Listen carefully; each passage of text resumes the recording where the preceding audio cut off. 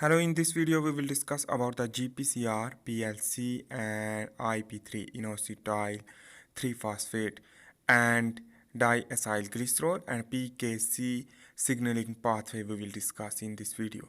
So basically it is the GPCRs, the G coupled protein receptor, which that is we are understanding here. That is hormones, which that is the molecules or signaling molecule will bind with the cell to give a response by a G coupled protein receptor. So these G coupled protein receptor are present in the cell plasma membrane. For example, here I am trying to understand.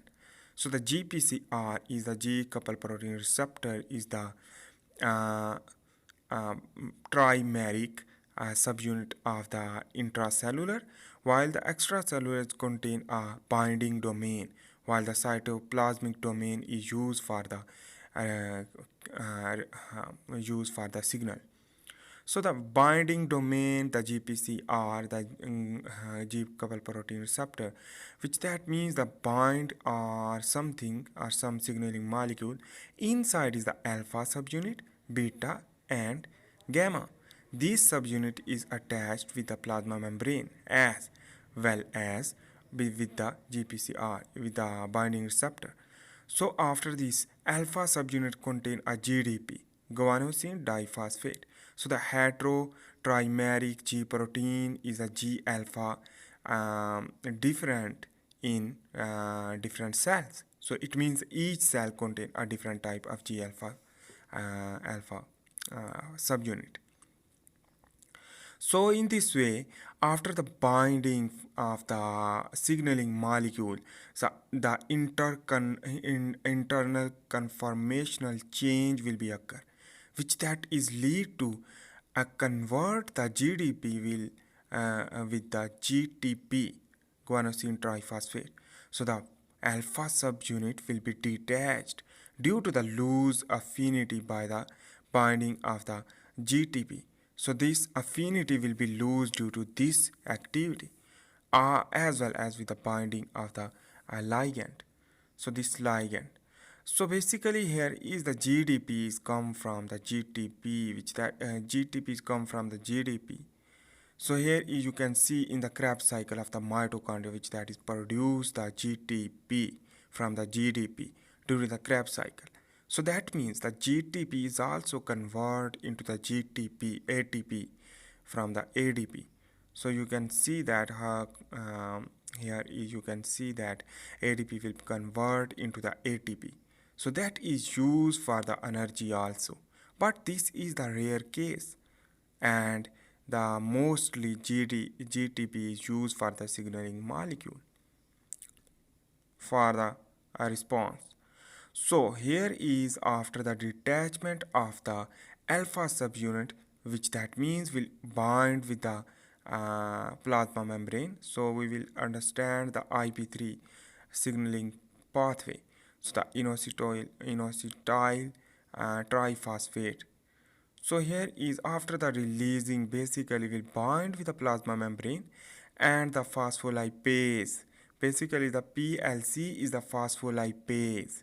This phospholipase is the enzyme which that is lipase activity. It means the degradation of the lipids.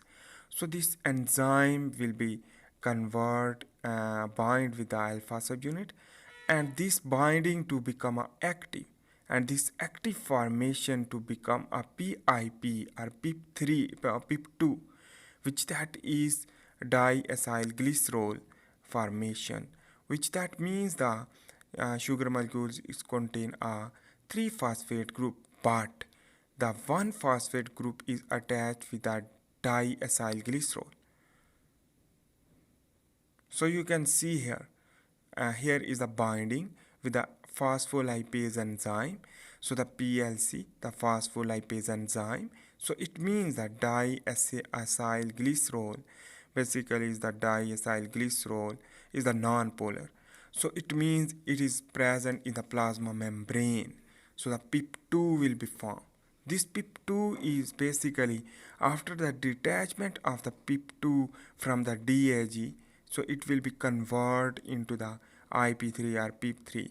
It means the Ip3 or pip2. So this Ip3 is the inositol triphosphate. So this inositol triphosphate will be formed. This diacylglycerol will be detached from the pip2 to convert pip3. So the diacylglycerol will be formed, which that is attached with the protein kinase C and binding with DAG. So it means the binding with the DAG, and it means the activative by the calcium binding. So let's begin to understand here. Here is the plasma membrane, which that is contain a diacylglycerol, that is the phosphatidyl inositol biphosphate. So the phosphatidyl inositol biphosphate, which that is the pip2. This pip2 is basically phospholipase enzyme, which that is used to produce the polar pip3. It is the polar, and the diacylglycerol or DAG is the non-polar. So this non-polar and polar will be formed. This polar is go into the cytoplasm, while the non-polar will travel into the plasma membrane. So that is why this is the diacylglycerol. This diacylglycerol or DAG is the non-polar, and which that will be bind with the protein kinase C. And the binding with the DAG, it means it will be stimulated by the calcium. So why calcium will be stimulated? Because the calcium is important for the phosphorylation of the other protein. So let's begin to understand. Here is the pip2 or Ip3. So this Ip3 will be bind with the trip trip calcium channel, which that is trip calcium channel will allow to move out efflux of the calcium from the rough endoplasmic reticulum or endoplasmic reticulum. So this is the endoplasmic reticulum.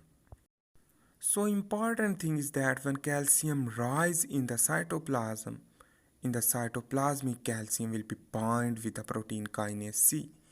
And after the binding with the protein kinase C, it means that it will be stimulate and phosphorylase the other enzymes in the cytoplasm, which that is used for the transcriptional factor, which that is used for the production of other protein, which that is on the basis of the signaling desire. For example, the growth hormone. So I am discussing about not about growth hormone, but you can see that mast cell, which that is produced degranulation. It means the inflammatory response we will discuss also.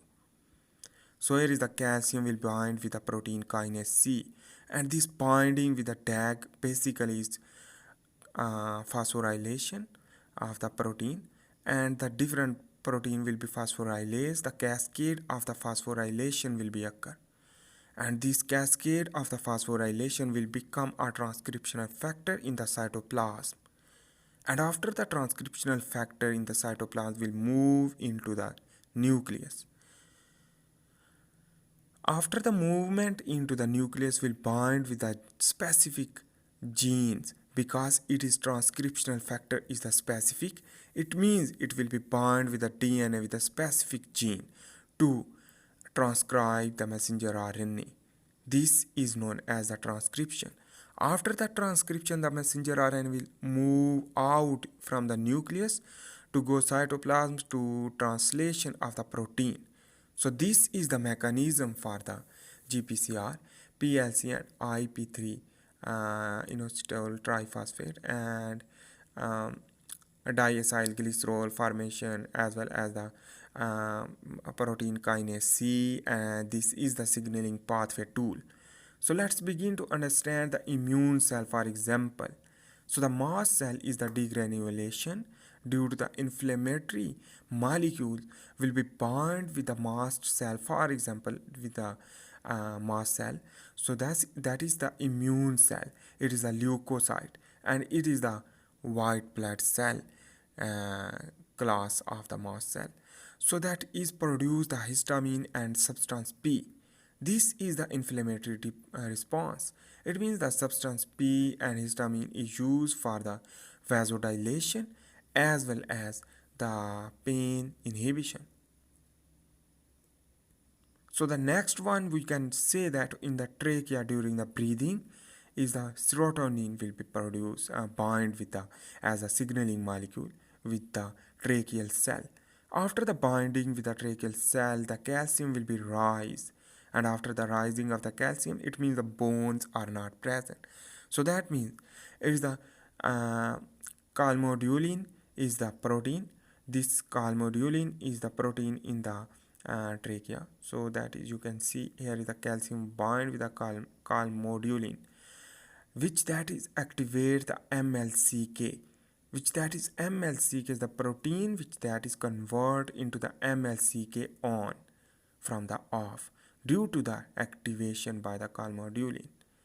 So this MLCK will be on, will bind with the myosin, and during the binding with the myosin by the phosphorylation to bind with the myosin with the actin, to contraction will begin, and after this contraction is the contraction of the trachea or relaxation of the trachea on the basis of sympathetic and parasympathetic nervous system.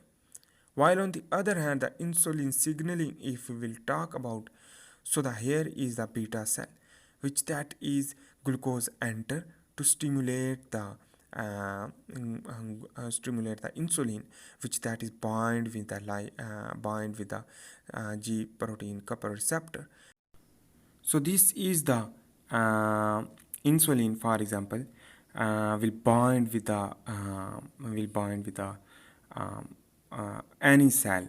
After the with binding with the any cell to produce something, for example, we can say that is the using for the exocytosis.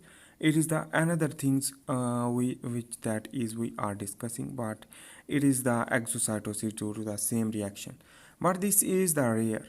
And on the other hand, the epinephrine, which that is also produced like this. So that is the G couple protein receptor and PLC, Ip3, DAG and PKC signaling pathway.